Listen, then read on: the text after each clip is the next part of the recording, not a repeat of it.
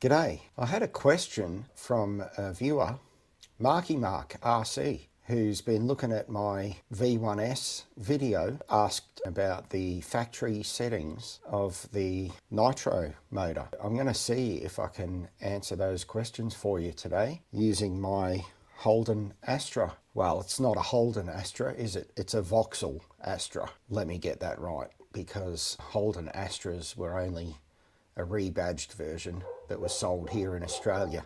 Anyway, so my Vauxhall Astra, which is a completely stock V-One S with its original G15 whatever motor in it. The question is, do you know the factory settings for high and low needle? I'm also curious what millimeter your idle gap is as well. I'm going to see if I can help you, Marky Mark, by opening up my model here and sharing that with you.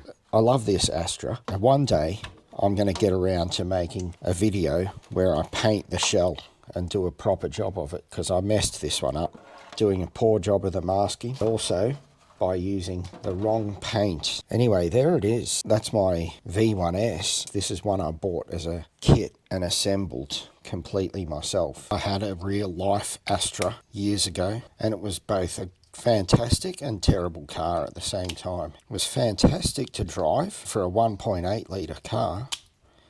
It had plenty of power and it went really well, but the reliability of that engine was just appalling. Whosever idea it was to drive the water pump off the back of the timing belt, what a terrible idea that was. When the water pump fails, off comes the timing belt, and then out of 16 valves, you're going to end up with 8 of them bent. Guaranteed. A mighty Astra. Here we go. Alright, so there you are. That's my throttle set up. I'm going to give you a bit of a close-up view there.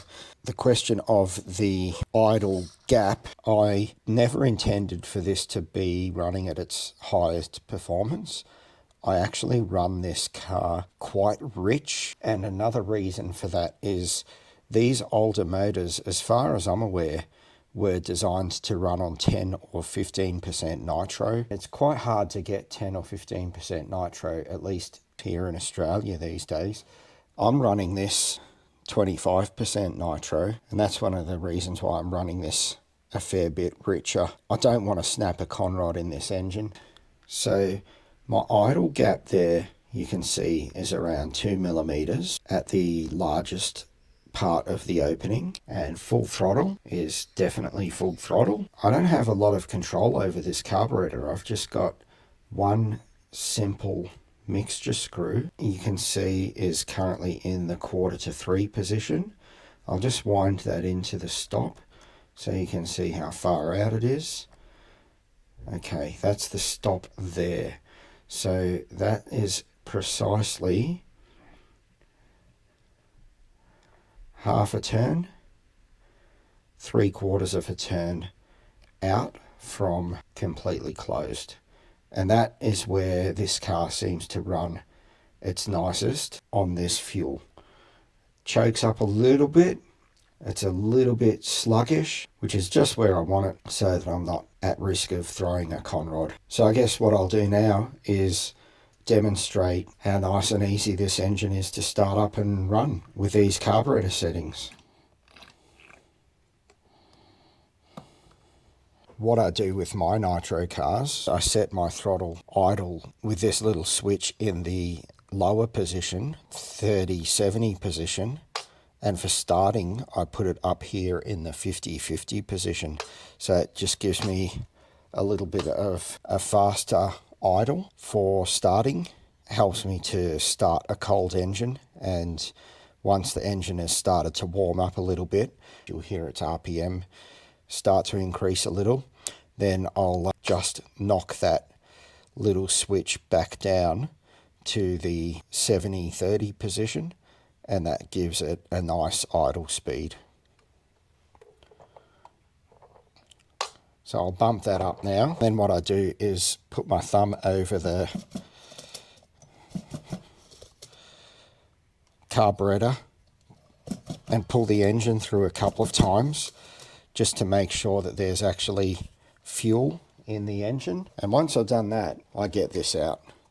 I no longer have any desire to mess around with pull start, because honestly, you just get a sore wrist and one of these little things. Get your car lined up properly and away it goes. Glow plug heater on, and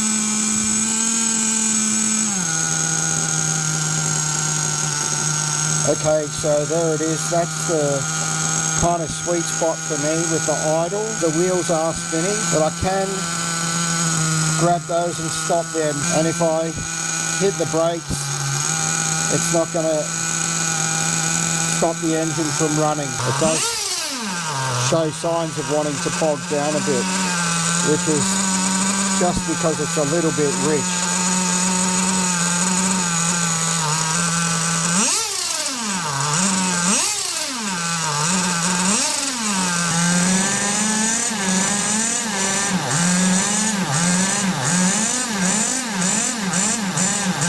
When you play with nitro cars, you're going to end up with oil everywhere. That's just a part and parcel of dealing with nitro engines. They're dirty. So there you are. An example of how my engine runs. I was going to take it out and give it a drive, but it's been hammering down rain, and this car is one that I want to keep clean. I don't want to drive it in the wet, I'm afraid. Let me know in a comment if you'd like me to take my Astra out and give it a drive in a future video.